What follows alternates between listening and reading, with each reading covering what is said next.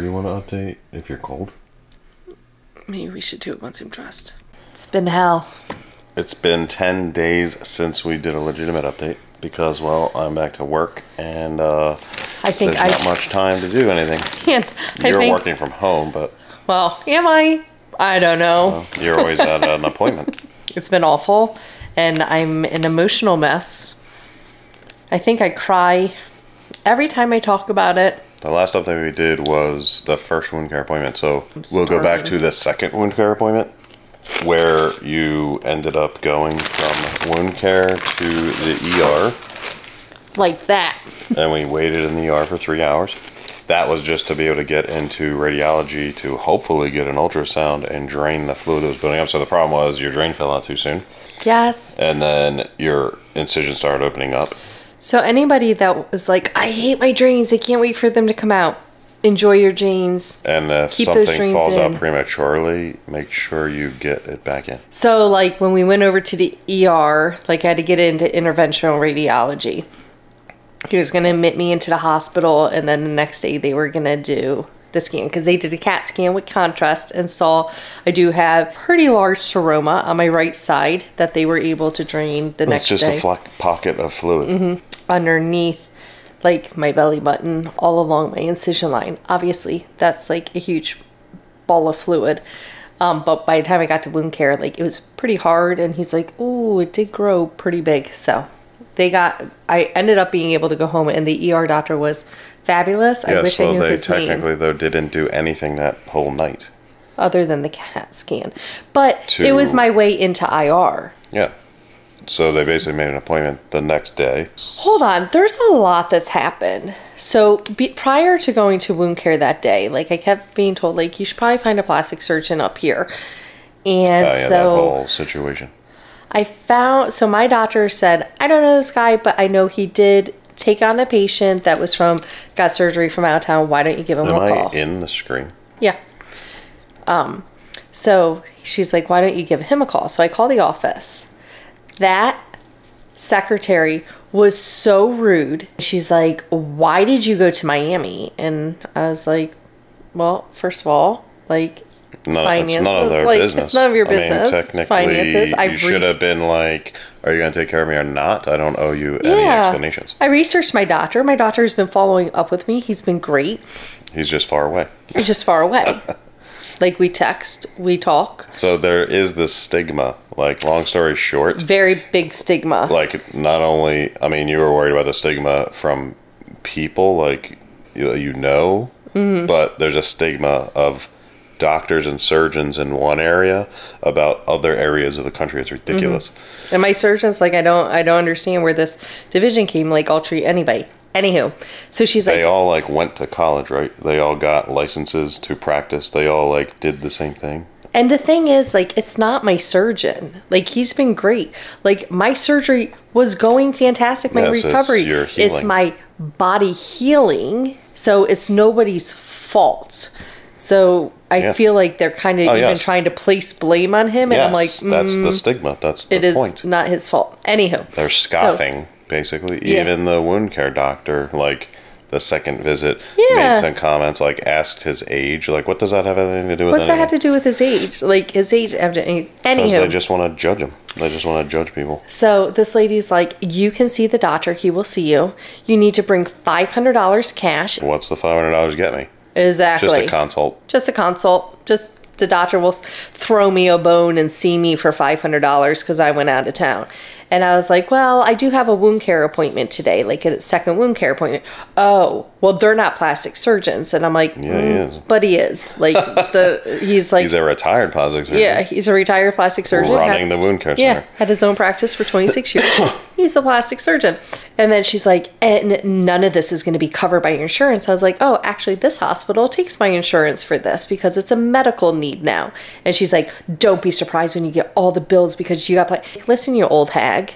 I don't know what your problem is. Like, I'm being nice to you. She had me to the point, like, I was crying on the phone. She was so mean because I'm already here ultimately, with my emotions. Why would you go there? Exactly. Like, so I called Howard because I guess they think that, like, you're stuck having to go with them to go to them. So like, I guess. you'll And just she's like, deal with it and you go. need to tell me Like, right now if you're taking this appointment. I said, well, my wound care's this afternoon. Like, I really need to see what wound care says. I said, well, I'm going to call my husband. I called my husband. Apparently I wasn't fast enough. So she calls me while I'm on the phone with him and gives me another attitude about how dare I basically make them wait to tell them if I'm going to take this appointment and this and that.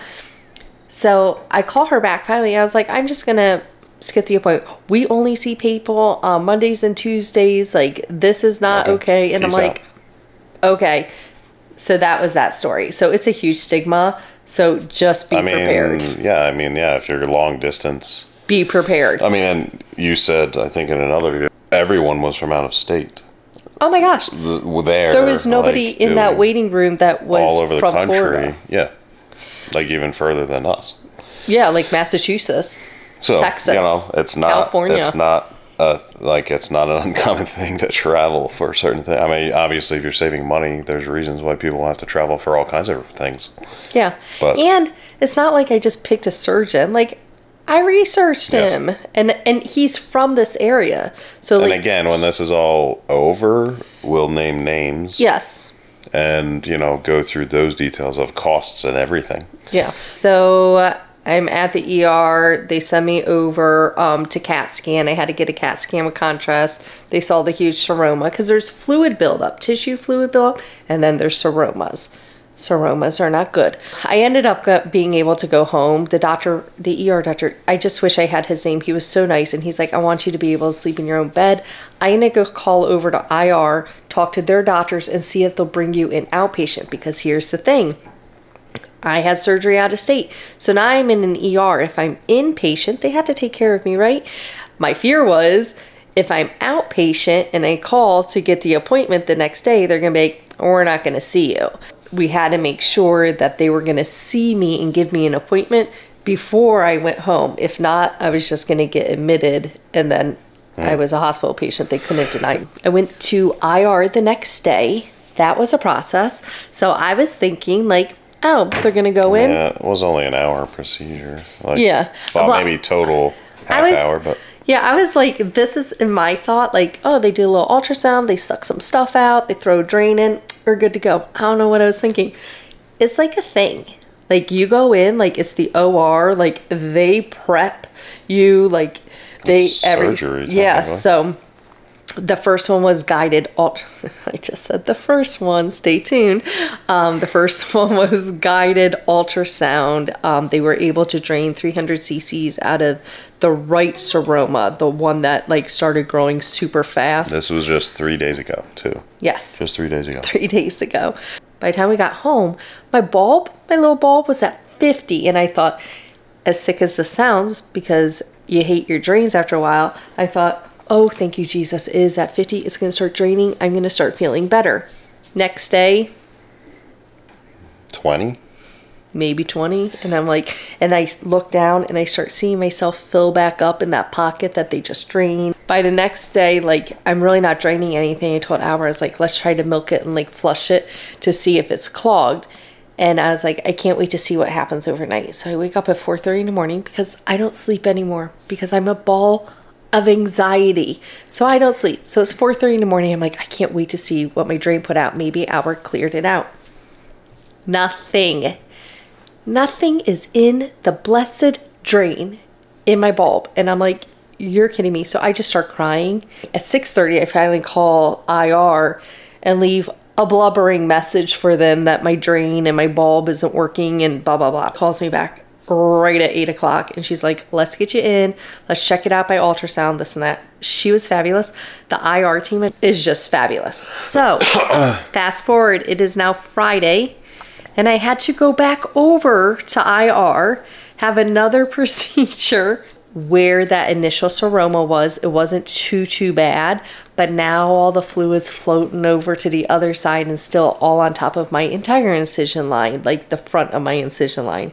So he's like, we got to get a longer drain in there. So they put a larger drain in there. They went through x-ray guided. It was cool. I got to watch it. He's like, do you want to watch? I'm like, of course. I got to watch this whole drain just scooch across my abdomen. From basically hip to hip. Yeah, so it's basically hip to hip at this point. I'm still very swollen. I got in the shower and I was like, because he was able to pull more fluid off of me. I am a fluid machine. Like if your body, okay, there's two things I've learned that my body can do. First of all, I can gain weight like a world record champion.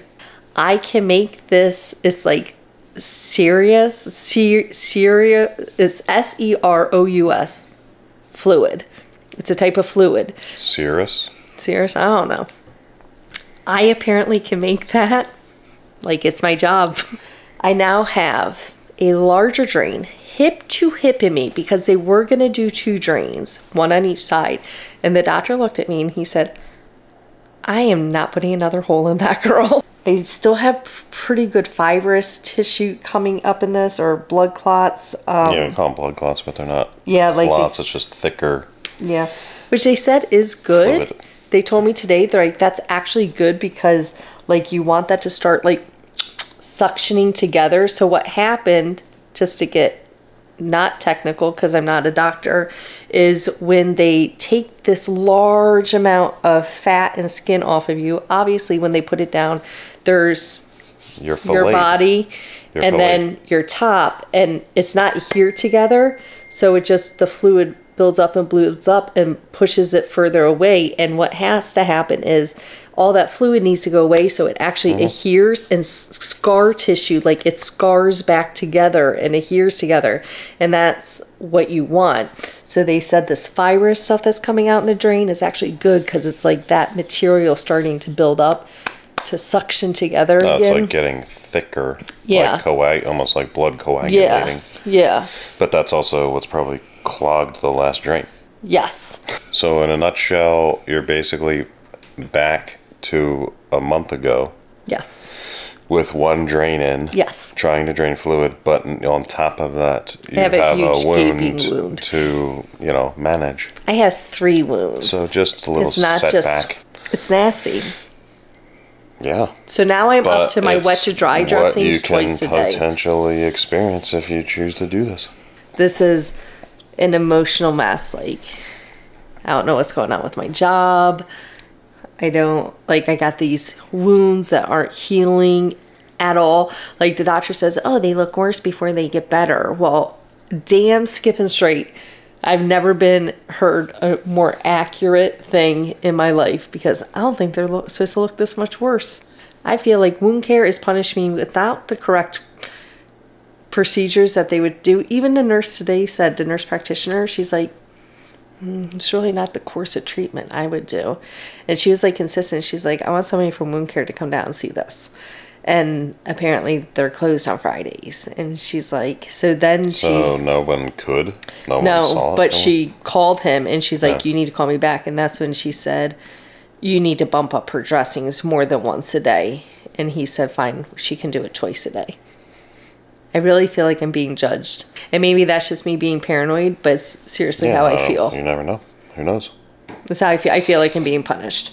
There's so many people with opinions. It's like, how do you know? I mean, literally, doctors go to school to educate, to give you their best opinion. Like, doctors are wrong all the time. Yes. They're human beings that are formulating educated guesses based on what they know and what they're seeing to treat you. That's literally what a doctor is. So all these doctors that we're seeing are giving you their opinion, and none of them match. Yeah. No opinion is the same. So it's like, which one is correct? Well, I'm going to do the Dakin solution, that's for sure. Well, yeah, I mean, because why not? Dakin is basically going to help stop infection. Yes. One doctor said he only does it if there is infection. But why wait? Why not just... Why do I want it to get infected? Why just use it as a preventative? I don't know. Your actual surgeon that did the procedure is the one who's saying you should be using that with your dressing changes instead of just saline. Yes, because he doesn't want it to get infected. Start, we're going to get it and start using that instead of just saline. Yeah, I just feel like, something's not sitting with me well with this other doctor. Like, I honestly feel like I'm being punished in some sort of way. Like, they're caring for me just enough, but not doing what they would typically do if somebody, like, say his patient came to him in this situation. We'll never know. Nope. But yeah, so now back with the drain. I just went to try on dresses for the bridal shower tomorrow because my son gets married in 6 weeks and I completely ruined that. Why would you ruin that? Because I wanted to do so much and I want to have fun at the wedding, and like at this point I'm just basically Yeah, I mean, you ruined it for yourself. And you could say that, but you didn't ruin their wedding. I didn't ruin their wedding. I'm not saying I ruined their wedding. Why would you think I ruined their wedding? I didn't. You just said I ruined. They get married and I ruined that. That's what you said. No, well, not like that. Like I meant for myself and whatever. Your expectations. Yeah. I'm like at my wit. I'm just here. I'm just here. Nothing you can do about it. Usually I'm the type of person, I'm the optimist. I'm the half full, glass half full. Like I'm the one that like always makes light of everything and always like has people laughing. Not me right now. I'm literally like, I find nothing comical about this situation. Like I am so depressed. Like I'm not worried about myself with depression, but like mentally it's totally messing with me. Oh, that's what I was saying a while ago. By the way, I lost my ADD medicine, so. Lost it? Yeah. I was telling every woman in there, I'm like, do not get a tummy tuck. Just deal with it. Just deal with it. Like, maybe I'll see it one day, like, that I am happy I did this, but right now, I would never recommend this to anybody. Even though this is so rare that happens. No. I regret doing it. It was a thought that crossed my mind before surgery. Like I had researched so many what happens in complications, and I was so fearful this would happen. But then like you're like 2 weeks and you're like, okay, please, like it's going well, and then done. And I think that's what's messing with my mind more is this was like my biggest fear, and it's coming true. I just regret getting the surgery. I do not want right now. I don't know if I'll ever not regret it. I expect nothing. Like, honestly, like, I expect my wound to open more. I expect this not to get better. I tell Albert all the time, like, probably gonna die of sepsis or something. I said, how does one of your biggest dreams that you dream about for, like, 15, 20 years, like, just a dream, and you finally put your fears aside and you do it, and it turns into a nightmare? That's what I'm living right now. A nightmare. I gotta go because I'm gonna start crying again. Okay. Several days later. We just got back from the 3rd wound care appointment. We never updated when you went to a bridal shower. Yes, and got dressed in normal clothes. I did. It felt so good. It felt so good. I felt like part of human civilization. Ugh. I know. Usually that disgusts me, but it actually felt really good because I got to be with the people I care about. Like, you know, and do that for Chris and Danielle. If you would have asked this doctor if you could have gone to that, he probably would have said no. Yes. So I'm glad I didn't ask. I've learned in life, you ask for forgiveness, not permission. I'm on a driving restriction. I removed myself from that restriction. Today, he put me back on that restriction. Yeah, he basically said you're still too active, but I mean, you're highly less active than you were. I literally but also he don't do anything. More forthcoming in the reasons. He seems like the type of doctor that just tells you and expects you to just listen. Yeah. He's not convincing you, especially for somebody who can't sit still. He like explained more so it makes sense. Because I said you have to be specific with me, because if you say like, oh yeah, you can go for a walk, I'm gonna go for a walk. Now what he said the walk is, and in my paperwork for FMLA, is no more than 50 yards. Yeah. I did not know that. He said typically for wound care, walking would be a thing to like keep the fluid from building up and all that kind of stuff. But in your case, because of the location, it is just literally sitting still. Like if you expect to get to the wedding in just over a month, you literally have to do nothing for this month. Either way, you're going to be at the wedding. It's just a matter of, do we need to take a hospital bed to the wedding? That's not funny. Because you're supposed to be laying the most and occasionally sitting. And walking 1 time per day, 50 yards, like that's it. Your driving restriction, he didn't specify no driving. You asked, can I drive? And he said, I think you're too active. So to me, that means the reason for your driving though, it's because like, obviously you have to get yourself to an appointment. Yes. Then you need to get to an appointment, but you shouldn't be driving to the store because it's the activity. What's your reason behind driving? Are you trying to get up to a place to be active? But anyway, the wound is definitely getting worse before it gets better. Yeah, that's what I told. I think that's why he started getting specific with me, because I was like, listen, I have mastered the getting worse part. It's worse. Every day for 3 weeks it's got worse. I mean, from what the wound, do we do to get better? From the wound care perspective, they're saying it looks good. It's what it's supposed to be doing. It got worse, but it's looking good because all the size pink and of red. it got bigger, basically. Oh, yeah. When he cleaned it out, he's like, it's very pink and red. So now we're packing it. We didn't know to pack it. They didn't tell us that. Colleen's not comfortable showing it right now because of how bad it is. But I will find pictures online of like medical documents. That's the closest example I can put in. Yeah. To show what packing is and what we have to do. They did say that this is going to hurt. Because it's packed. The packing it's going to hurt. Is only once every 24 hours. So that's intentionally supposed to dry to the flesh inside the wound to pull it out. And we can change the topical dressing 2 to 3 times a day based on, you know, if it's absorbing or oversaturating, we can change that. But the packing, that's not gonna be fun pulling that out. I did set up for a second opinion for tomorrow that I'll probably cancel at this point because I was just getting so frustrated that I'm the type of person, like if I ask you a question, I cannot take people that aren't direct or beat around the bush. Like you just need to be so direct with me. This doctor seems to just wait for each weekly appointment, or if you have questions, the nurse doesn't answer them. She just reiterates what the doctor said the last appointment, and then they say like, we'll see you at your next appointment. And that doesn't work for me. I need specifics. So I said to him, okay, once this is done, what is the next step? Because I need to know next steps. Like, when am I going to start getting better? And he said that's when you change the dressing to like more of a healing agent. Yes, this is still literally just trying to remove the dead flesh. Like whatever skin has died and the soft tissue inside is what we're now dealing with. And there's no sewing you back up. That'll make sense because the risk of sewing you back up and having your body reject that right after, like, can you imagine sewing you back up and that opens, how much more damage? He did say there is options like going under surgery and getting completely washed out.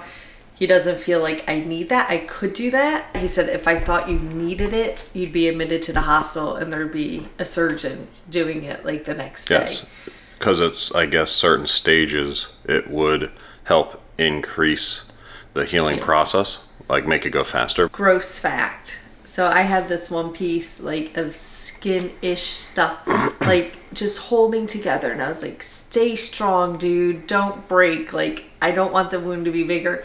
And he went to wipe it out and took that one right out. And I was like, I can't. I was like, I give up. I just can't reiterate enough. And no offense to anybody that likes to just hang out, which is great. It's not me. It's not my personality. Sitting here on a chair all day long, everybody's like, oh, you're so lucky, you get a break. No, this is torture for me. Just sitting here. I don't even want to watch TV. Sometimes I just sit here and I find myself staring at the wall for hours. Just staring, thinking like, what am I doing with my life? Like, how do people do this? This is my life. See this chair? It's very uncomfortable. Maybe the next update will just be 5 minutes of you sitting in that chair. All right, that's gonna do it for day 36. Until next time. All right. Last tag.